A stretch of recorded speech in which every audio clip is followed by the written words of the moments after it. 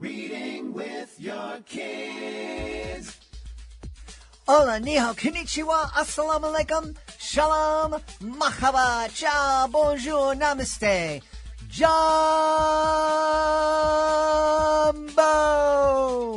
Bienvenidos. Hey, my name is Jedley. Welcome to Reading with Your Kids. We're coming to you from the beautiful, wonderful, historical neighborhood of Reedville, located in the southwest corner of Boston, Massachusetts.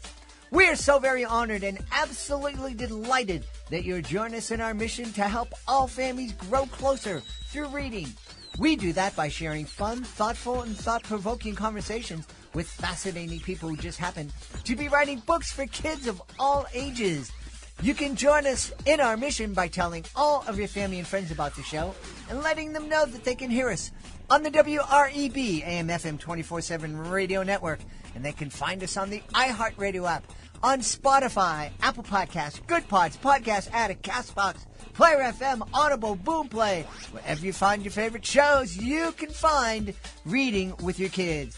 Two wonderful guests for you today. First up, David Epstein is here to celebrate Range. This is a middle grade novel that was adapted from his adult book, and it has some really, really powerful information. We'll also be introducing you to Anna Sequeira. She's here to celebrate her new picture book, Vera la Valente is Scared. This episode of Reading with Your Kids is brought to you by Careful What You Hear, a wonderful middle grade novel by Helen Dunlop Newton. Noah Baker is not an average 13-year-old. He's a mind-reading secret agent. Ever since a mix-up gave him an experimental cochlear implant, he and his partner Lena have been going on spying missions for the government. Now they're in for a reward for all of their hard work. Space camp! Their fun threatens to melt away when Noah overhears thoughts revealing a plot to steal secret plans from nearby Redstone Arsenal. Should Noah report what he heard and risk losing a chance to compete in the end-of-camp mission with Lena? Or should he keep quiet and risk bad people winning again? Careful What You Hear is the sequel to Helen's very popular Do You Hear What I Hear? Get your copy today. You and your kids are going to love it. Careful What You Hear by Helen Dunlop Newton. This episode of Reading with Your Kids is brought to you by Once Upon a Dance. Are you worried that your kids are spending way too much time in front of their screens? Once Upon a Dance offers unplugged storytime adventures. Read, move, and imagine together. Created by a dance educator, this award-winning collection blends movement with whimsy. Perfect for families, classrooms, and libraries. You can learn more and bring stories to life by visiting onceuponadance.com. Or you can order Once Upon a Dance books at your favorite local bookstore. Once Upon a Dance. Get your kids and you moving together. Hey families, would you like to share a miracle with your kids? At the Wolf Conservation Center, hope was fading. The endangered Mexican wolves dreamed of a pup, but none had come. Until one tiny miracle changed everything. Meet Trumpet, a real-life wolf pup whose incredible birth brought joy, hope, and a lesson in conservation. Trumpet the Miracle Wolf, written by Leocadia George, is a heartwarming true story that will inspire your whole family. Teach your kids the power of hope, love, and protecting endangered species. Get your copy today and join the wild adventure. Join us right now from Washington, D.C. Our guest is here today to celebrate a really important book. It's called Range. It's been adapted for middle grade readers. Please welcome to the show, David Epstein. David, how are you? I'm doing well. Thanks for having me. Delighted that you are on the podcast. Please give us the 30,000 feet kind of explanation of Range, please. Yeah, I think range, the word I use to mean a breadth of experiences and interests, like being able to do more than one thing, being interested in more than one thing. And what the book argues is that that's actually a strength, that taking time to explore different interests, sometimes finding, what activities you fit in the world, it doesn't have to be the first thing that you tried. And in fact, delaying that process and sampling different things actually becomes a source of strength in the long run as opposed to a disadvantage, where sometimes people see it as just falling behind. But really, it's kind of building this broad toolbox and knowledge about yourself that pays off in the long run. Yeah. I think that this is a super important book for kids to read, but also for parents to read. And you told me that when you set out to write the book, you didn't think of it as something that would necessarily be interesting to parents, but then something happened to you and it changed your perspective. Yeah, it just didn't. I didn't think about it one way or the other. It just didn't occur to me. And then between the time I turned in the manuscript and the time the book came out, I became a father. And so, of course, suddenly I started viewing everything in my life through the lens of parenthood. And now one of my friends, a fellow writer, Ryan Holiday, had told me it's a parenting book in disguise. And so I've come to take that as a compliment because it certainly informs my approach to parenting. Yeah. It's funny how a little kid will change the way you look at everything in life. Yeah. Yeah, absolutely. And, that kind of gets to maybe implicitly a principle that I think is important to think about in the context of what I'm writing about, which is called the end of history illusion, which is this finding in psychology that we all change more than we think we will. Like, we all recognize we changed a lot based on our experiences in the past and learned a lot, but we're like, yeah, but now I'm pretty much done. So we're works in progress, constantly claiming to be finished. And actually, we always underestimate the amount that we will change in the future. And boy, do I think that's true for the experience of having a kid. Like, just so many things about your awareness about the world and your values and those things change in ways that I think are pretty hard to understand until you go through it. Yeah. I've mentioned here on the podcast, I used to love and I would devour horror books by Stephen King and Anne Rice, and like just 2 or 3 a week. And I was in the middle of an Anne Rice vampire novel, and my son came into the world, and it was wonderful. And I went back after a couple of days after he came home from the hospital, and I went back and opened up that book, and I think I read a sentence, and I said, "Oh no, I don't want to be anywhere near this universe anymore." It's amazing, right? I think that really does testify to the fact that we can't predict who we're going to be in the future. Like, things change based on our experiences. And I think that's one of the reasons why we have to be open to new experiences and broadening our interests. That's super.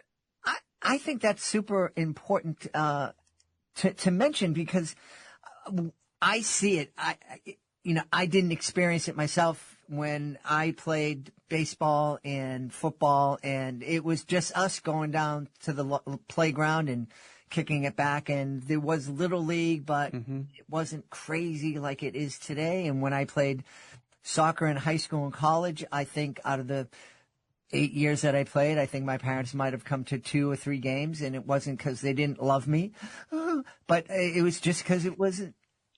They had lives to do, and it was just one thing that I did. It wasn't the end all to be all. And nowadays, it seems like kids are being pushed into organized activities and sports at a crazy young age and at a crazy intensity. At a crazy intensity, often at crazy expense also. And I think that's important because, look, I think it's nice to have a lot of these activities. It's great. But the hyperstructure of a lot of them sometimes is because of another adult's economic interest and not really the developmental interest of the kid. So to give an example, when I live in Washington, D.C. now, but I lived in New York previously. And there was a U8 travel soccer team that met across the street from me. And I don't think there's a human being on this earth that thinks that 7-year-olds can't find good enough competition in a city of 9 million people that they need to travel. But if you weren't in the U7 travel team, then you couldn't be in U8. It's like if you wanted to even be considered for this pipeline, you had to be signed up. So this was really like a customer retention thing, as far as I'm concerned. For the people running that league, and not in the long-term interest of the kids. And it's interesting because I've spent, I was a senior writer at Sports Illustrated. I've spent a lot of time around elite athletes, and they're the ones who need the least convincing that kids should have more time in kind of lightly structured or semi-structured activity, and be able to do multiple activities, because it's what most of they themselves did when they were kids. Yeah.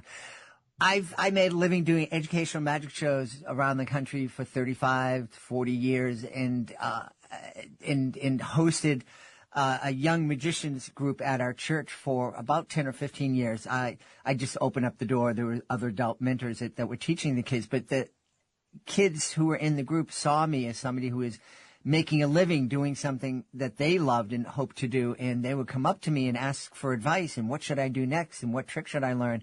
And I always told them, take a dance class, learn, take an acting class.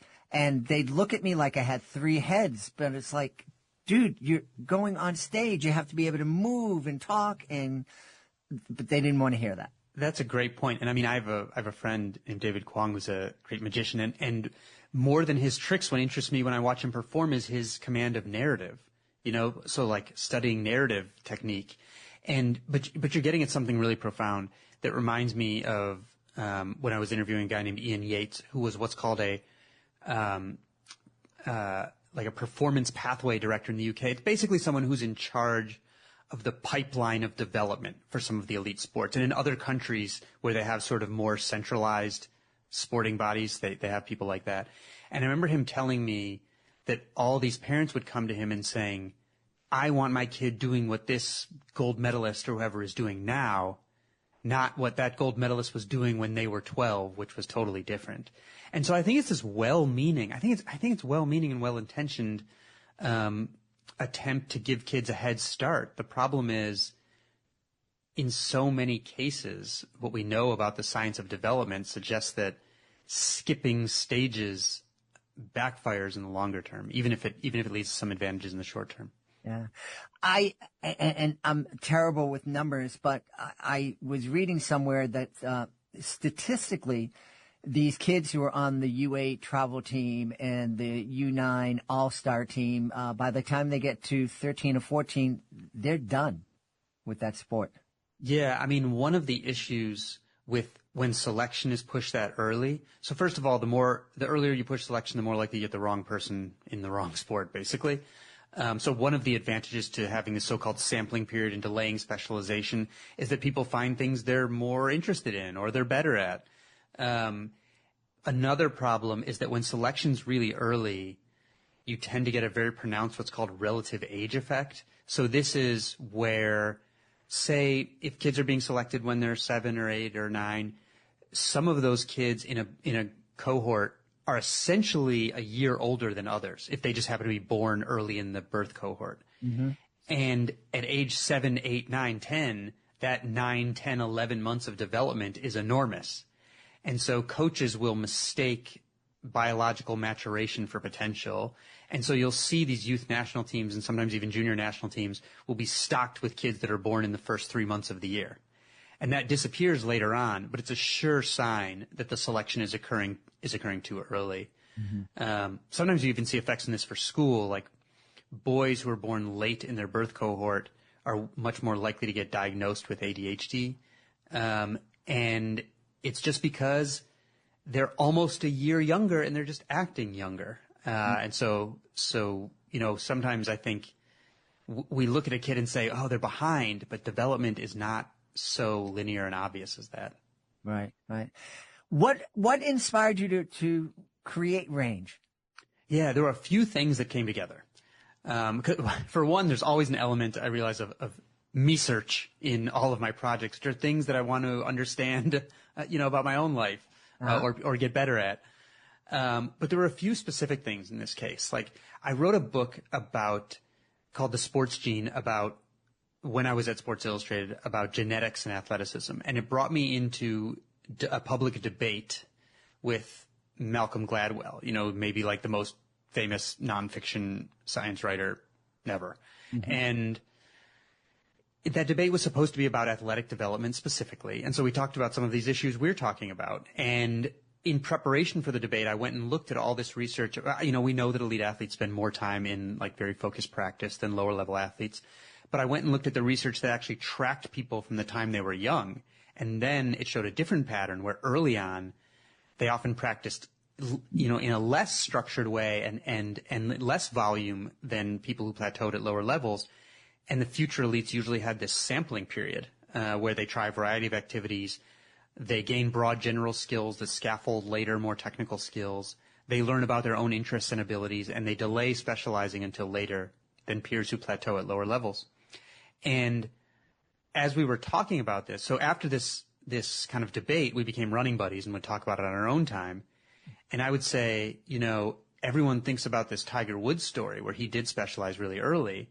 And nobody talks about Roger Federer's development, where he did a ton of different sports and delayed specializing until later than his peers, even though the Roger Federer one is the norm according to the science, and the Tiger Woods one is the exception.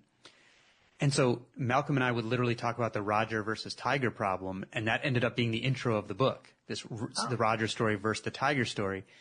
And the rest of the book is not about sports, but that just became this frame for, well, let's look in other areas of life of when is it better to be a Roger versus a Tiger. So it was kind of motivated by that debate and also by this interaction that I had. Well, my own career changing, like I've career zigzagged a bunch of times. I was training to be a scientist in my past life, and I found these oddball experiences to end up as sources of power instead of liabilities. Uh-huh. I also had this experience where I was invited to talk to a group of like former Navy SEALs, basically, who were now carving other careers in the world. It was just a small group, 12, 15 people, something like that. And this was while I was having these discussions with Malcolm, and I was looking at research in other areas about these benefits for late starters, like Nobel laureate scientists are about 22 times more likely than their peers to have hobbies in the arts and music and things like that. And so I just talked to them a little bit about some of this research, and it was like the catharsis for them. Like they were coming up being, I felt like I was so behind and could never succeed. Like do you have more of this research? I mean, some of these people, I remember one of them came up. He was in grad school at Harvard after having been a Navy SEAL, and he was, feeling neurotic about being behind and all this stuff. And so this just suggested to me that there were a lot of people out there who needed to hear the message that having this broader toolbox and broad base of experiences is an asset, not a liability in the longer term. Yeah. Was it your idea to adapt Range for younger kids, or was it the publisher came up and said, we got to sell this to a bigger audience? No, it was my idea. One of my friends, who was also a science writer, had done a young reader adaptation. I thought it was really cool. And I like schools. And so it was my idea. So I kind of pushed for it. And I suggested, when I pitched it to a publishing imprint, I kind of had a structure that I suggested because it's about a third the length of the adult version. And so I suggested what to cut out and what to keep and moved in a new story or two. Like after the publication of the original version, I had this encounter with Serena Williams, where she told me that the portrayal of her childhood was not usually accurate, and that she had played taekwondo and track and field and ballet, gymnastics and all these other things. And then her father took her off the traveling circuit when it was getting too intense so that she could focus on school.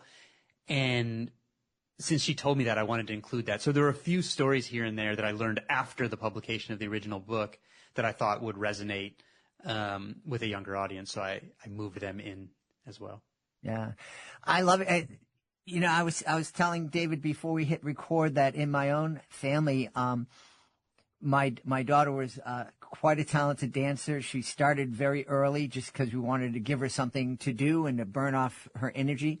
And at 4, she was on a competition team, and they won a national championship. And the reaction that her dance coach had was, next year we're going to Europe, and we're going to be in internationals, and we're going to dance 17 hours a week.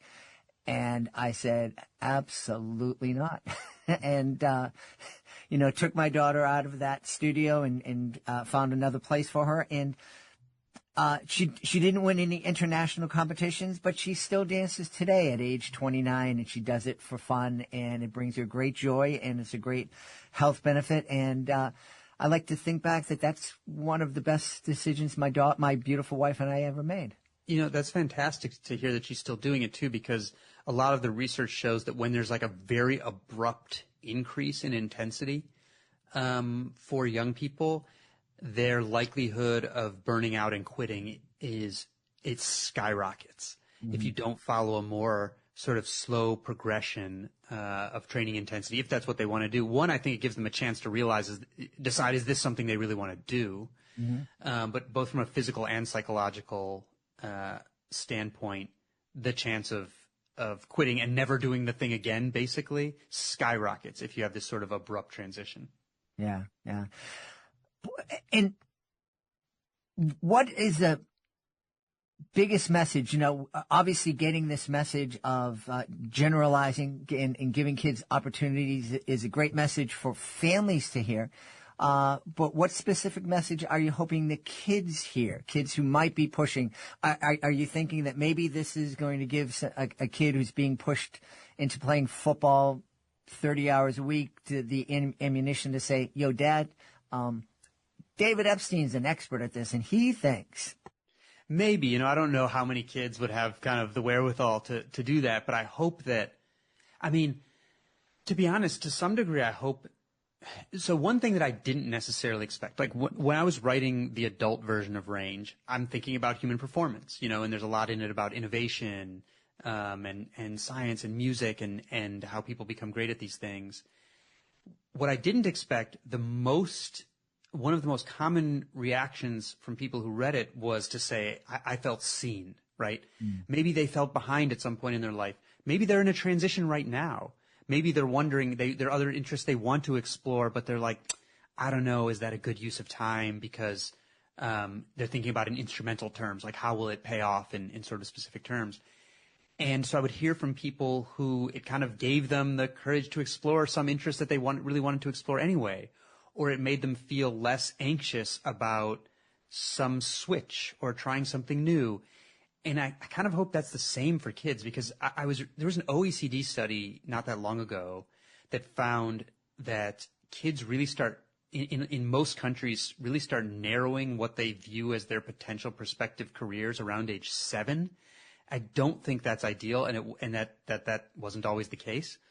So, I really would like kids to feel less anxious about and motivated to keep their brains open for these interests that might come to them. Like you're on a path, you're always going to be on a certain path, but don't put blinders on to these opportunities that might come along. In my life, when I was a teenager, I had it all mapped out. I was going to go to the Air Force Academy. I was going to be a test pilot. I was going to be an astronaut. I didn't do any of those things. And all of the things that became the most important in my career were things that I could not have predicted, where an opportunity arose.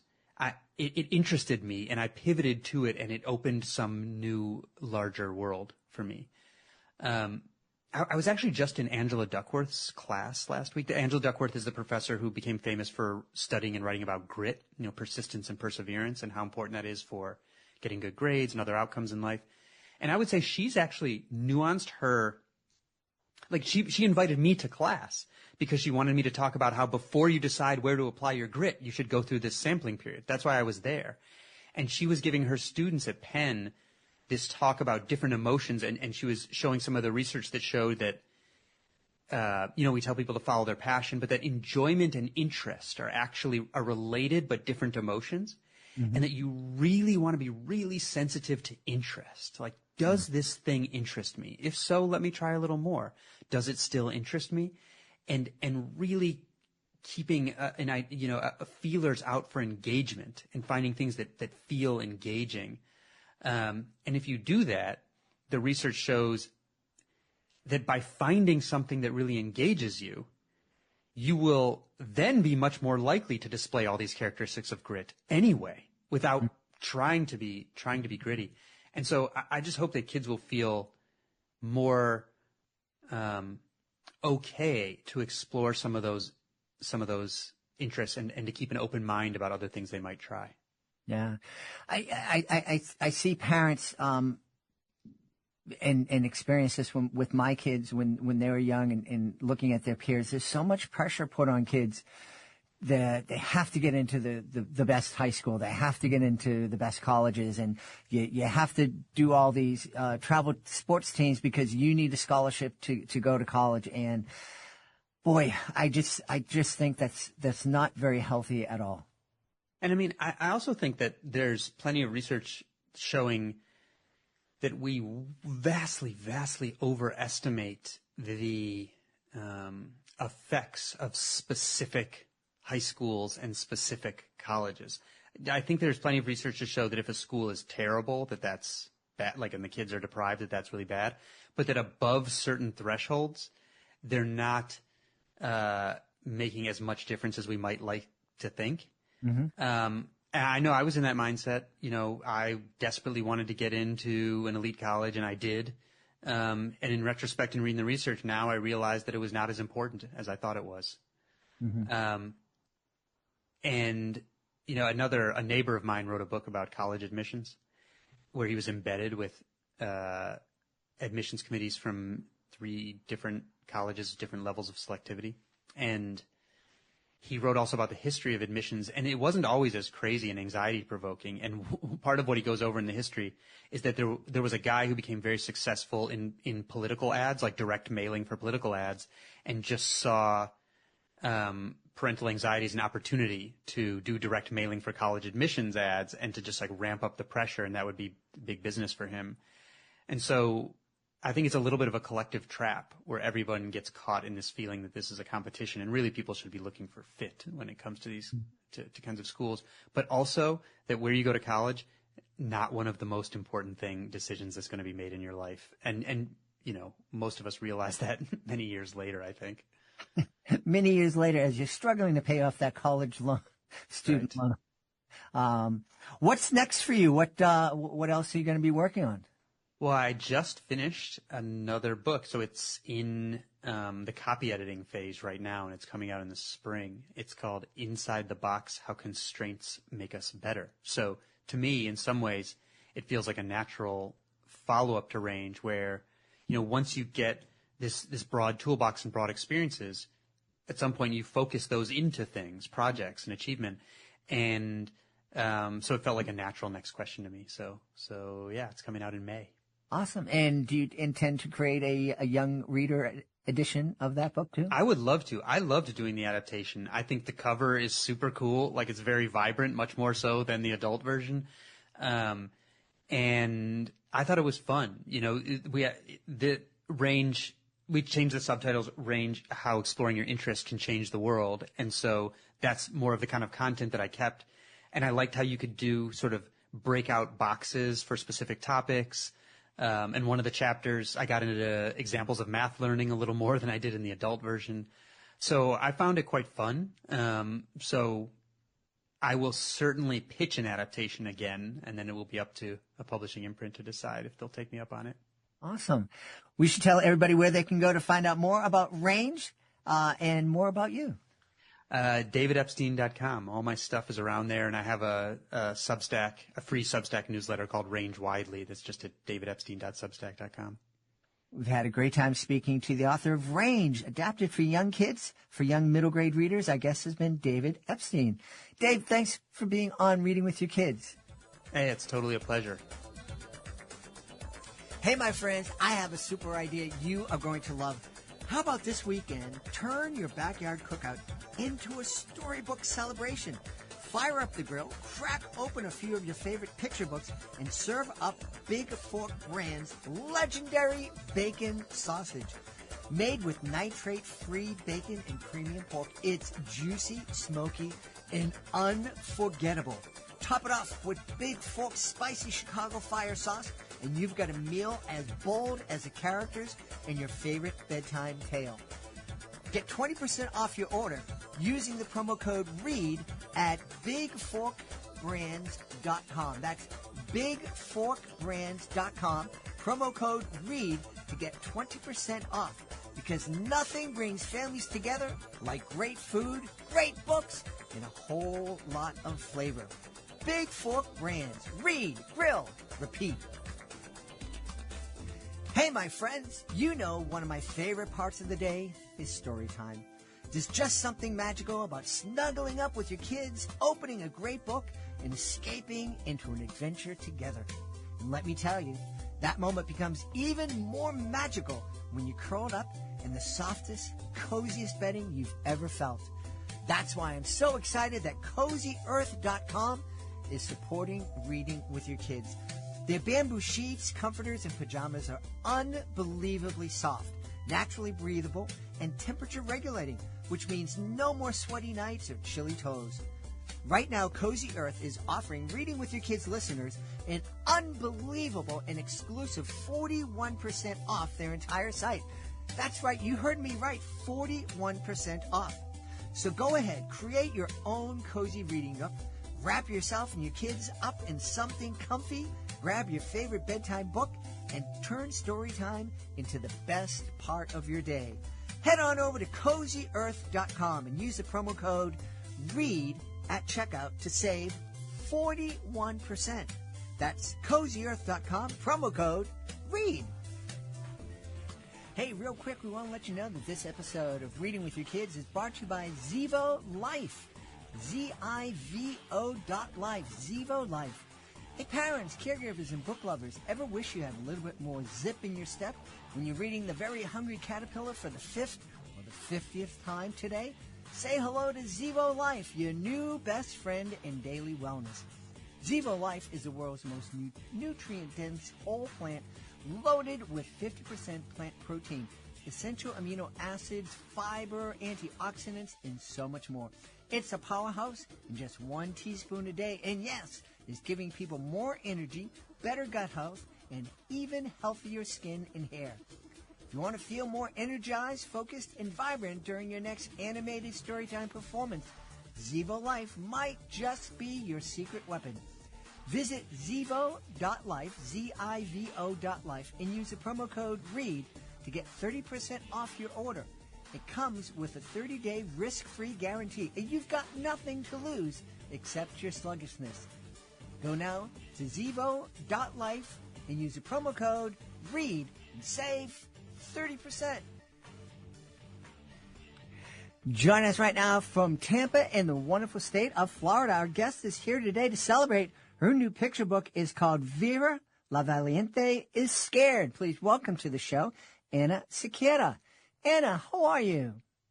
I'm doing great. I'm so happy to be here. Thank you for the invitation. You're very, very welcome. Tell me, who is Vera and why is she scared? So Vera is the name of my sister. My sister was always the brave one. So the character in the book, Vera, is very valiente, very brave. She climbs like a dolphin. She climbs like a mountain goat, dives like a dolphin. She defends her friends.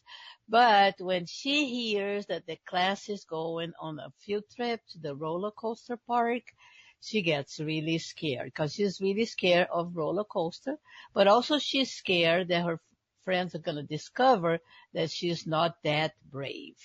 Mm-hmm. So that's Vera la Valente. And it's based on my sister Vera and my son, João, because my son was always scared of roller coasters. So they were like kind of the opposite. Vera was the brave and my son was the scary cat. Well, you can't be afraid of roller coasters down in Florida. My goodness, you're surrounded by them. I know, but I am scared now. When I was a teenager, I would love roller coasters. I would go to other roller coasters. Right now, I go to some of them, but don't make me go on the Busch Gardens. They have that one called Shikra, something like that, that you have to go like basically upside down. That one, nobody's going to make me go on that one. So I agree with Vera. We have to put our limits, and that's what she's going to show in the book. You have to put your own limits. Well, that's a great lesson for kids is that, you want to be brave enough to try things and try new things and get out there and meet people and do some scary things, but you also have to know your limits and know that it's okay to say no. Yes. That's what, like my son, I'm kind of proud of him now. When he was little, I was like, I would push him. Come on, try. But he was always like very determined. No, I don't like it. I'm scared. I'm not going to go.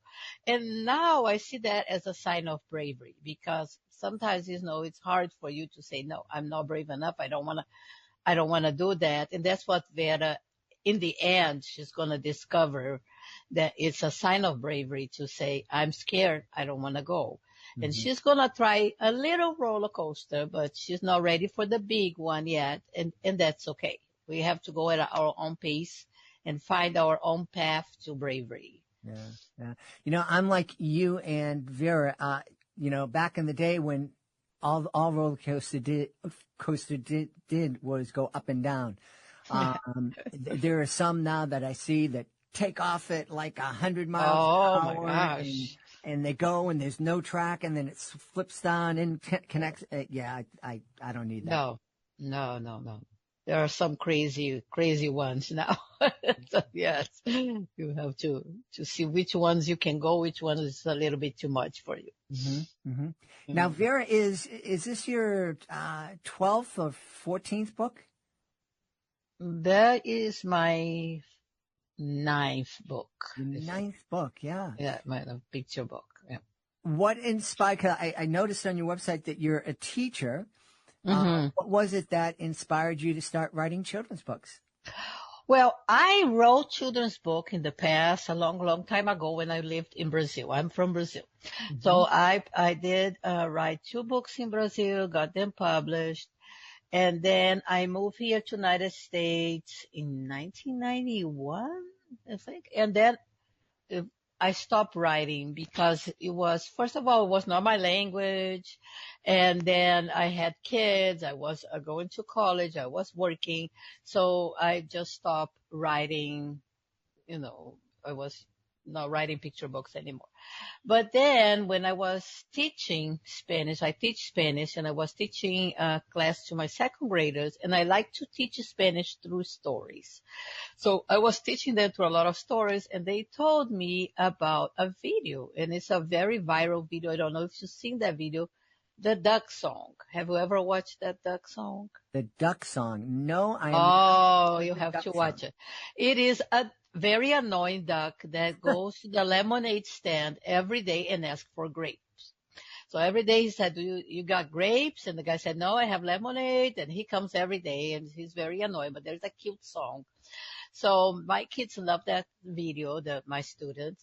So I watched the video, and I wrote in Spanish. That one is for the educational market. I wrote a story based on that duck in Spanish. And of course, I asked authorization for the songwriter, and we worked together on a project, and I sold that story to Teachers Discovery. It's an educational market. So after that, I decided just to go back to writing picture books again. I don't know, the kids inspired me to go back to writing picture books. And that's when I started. But I had to relearn a lot because, of course, it had been a long, long time without writing. And everything, it was very different, right? The writing styles, and also because I'm from Brazil and I was writing in Portuguese. In Brazil, the storytelling is different too. So I had to relearn a lot. I did a lot of courses and webinars and got into 6 critique groups and did a lot of reading. We go to my library. I still go to my library 2-3 times a week and every time I get 25 books and read them because it really gets you inspired and show you a lot of the new things going in the market. So that was my inspiration, was my second grade kids. I'm still thankful to them. They now are in high school, but it was a great inspiration for me. Yeah. A couple of years back, we had an intern working with us, who was originally from Ecuador. Mm-hmm. And we're talking about the differences in the children's books that are published for the United States and children's books that are published for countries in Latin America. And she had a wonderful series in Spanish, interviewing a number of different authors from Latin America. You were saying that the storytelling is different in Brazil. Could you talk a little bit about the difference between, beyond just the language, between books that are published for an American audience and books that are published for an audience in Brazil and other parts of Latin America? Well, right now, I'm not as familiar with the Brazilian children's book. market right now because I have been here for so long and I haven't been really reading a lot of books in Brazil. But for example, when I came to this country in 1991, I translated my book that I had published in Brazil that was called A Lua Namoradeira. That means the flirting moon. And it was a book about a moon, and the moon was blinking, and then a girl who was also into science, she gets together and convince the astronauts to go see what's going on with the moon. They go and find a little something in the moon's eye. They take it out, but then the moon keeps blinking and because winking at people because now she wants to flirt. So when I came, I translated. I asked somebody to check my English, and I went to a conference because I was very brave, like Vera la Valente. I got my story and I went to the conference. And seriously, what the editor told me at that time, and that was a while ago too, maybe now it would be different, I don't know. She told me, your book is weird. And not in a good way, it's weird because you mix fantasy with reality because it's a fantasy, but it's also reality. So I don't know. I think like at that time in Brazil, you had more room to mix reality and fantasy and kids and adults and create your own world based on what you thought it was fun. This book got honorable mention from the Academia Brasileira de Letras. That's the Brazilian Academy of Letters. I don't know how we would say that here, but it is really a very prestigious prize. But here it was seen like a weird book, so you can see the difference, right? So there are, I think, like at that time, and maybe now that book wouldn't be considered as weird because I think now we have more fantasy and stuff, but I don't know. That was one of the things that also made me stop writing for a while. I said, okay, my stories are weird. I also had one about the other one who got published was about a giant. And people told me it was too scary because the giant would get into the kid's nightmare and do all kinds of things. He would come. He really wanted to be a friend with the kid, but he would come into his nightmare wearing different costumes, different things, and the kid was really scared.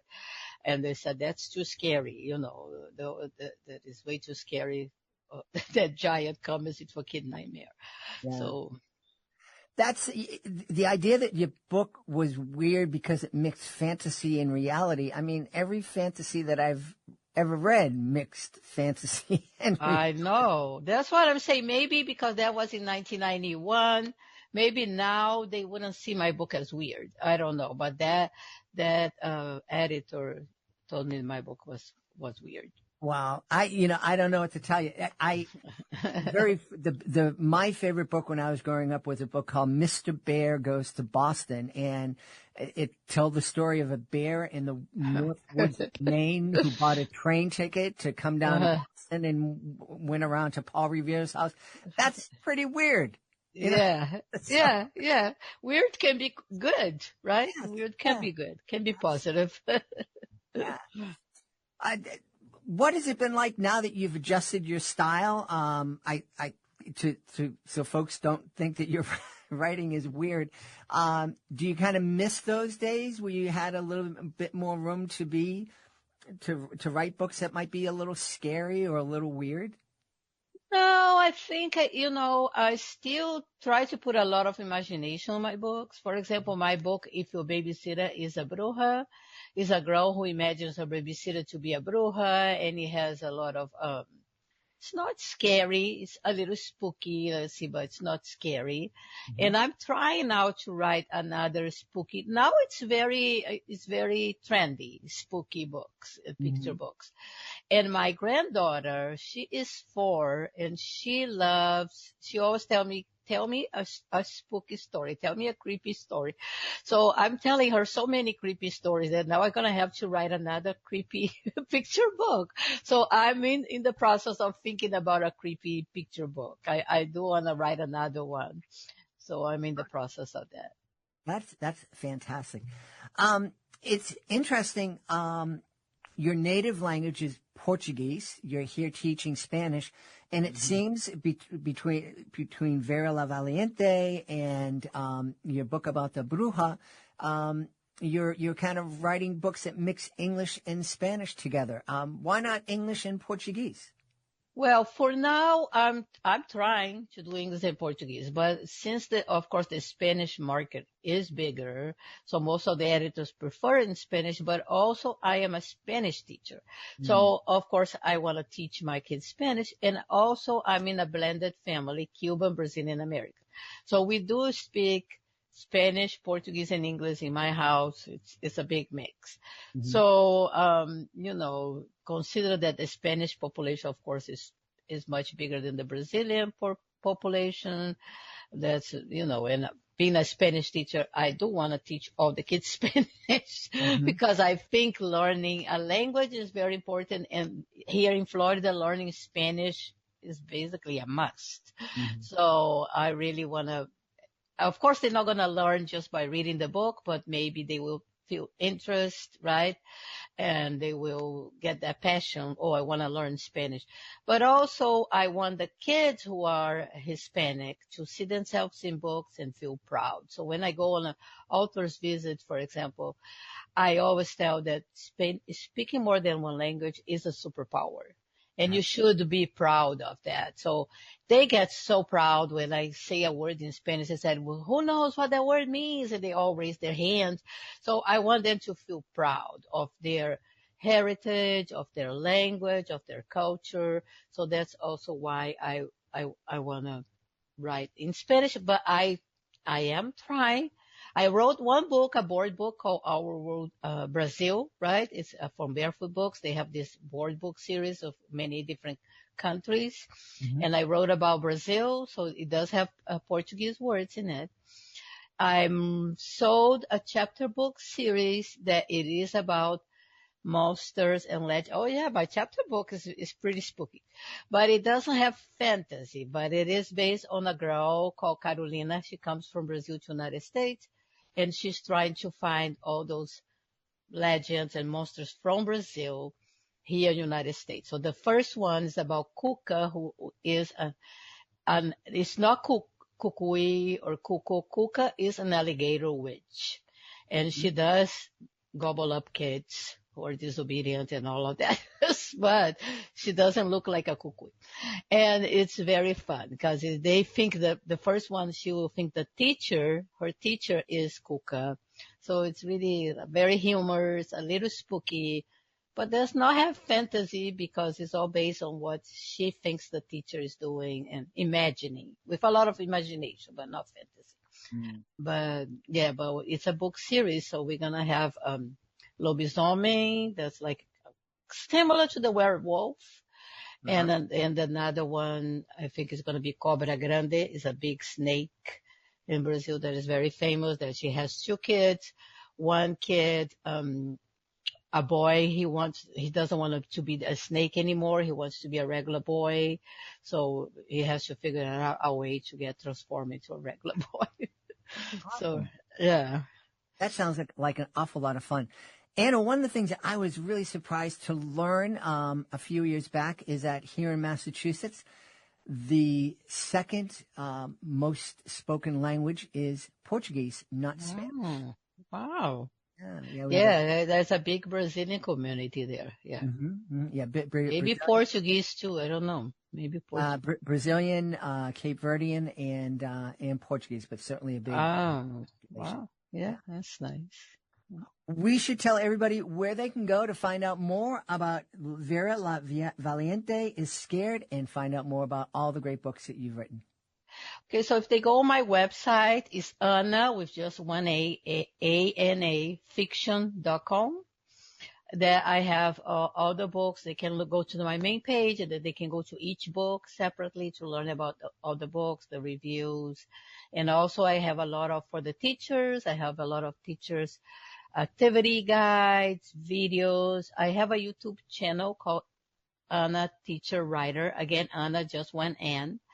And that I also make videos like teaching, for example, for Vera, I think it's a very good book. Even the school library journal made sure that it's a very good book to teach expressive language because she talks a lot with similes. She always says, I'm scared as a chick being chased by a wolf. My heart is frozen as an icy mountain.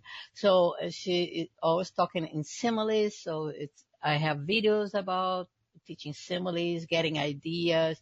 So some writing videos for kids, for the teachers to use with kids, and many other activity guides and things on my website or my YouTube channel.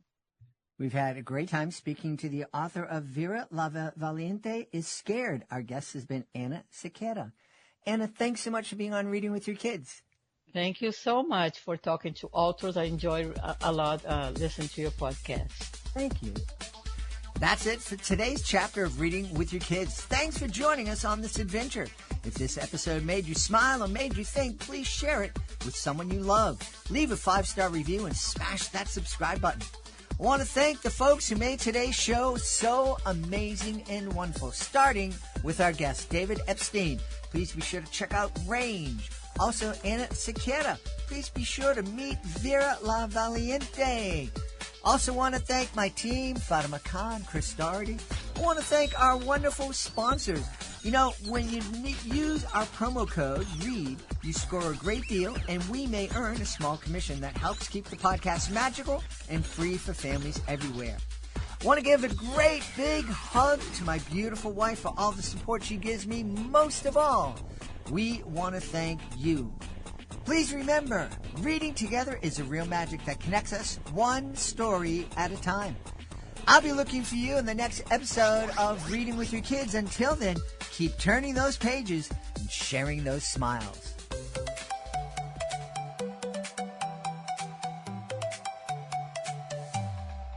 Woke up this morning, feeling the sun. A brand new day, ready to have some fun. Got my dreams in my pocket, I'm ready to fly. Every moment's a gift, and I'll reach for the sky. Dancing through the streets with a pep in my step. Life's a grand adventure, no need for regret. With a heart full of laughter and a soul full of zest, I'm shining like a diamond, I'm living my best. My life is magic, oh can't you see? Sprinkling joy like it's confetti on me. It's special, it's vibrant like a fireworks show. With every heartbeat, I let the happiness flow. My life is precious, so very, very true. I cherish each moment, just waiting for you. And I know there's no one exactly like me. I'm unique, I'm powerful, I'm wild and I'm free.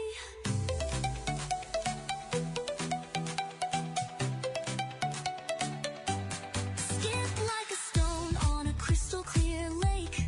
Wild like the ocean, oh how I shake. With friends by my side, we're here to create memories that sparkle, it's never too late. Feeling the rhythm, let's dance through the night.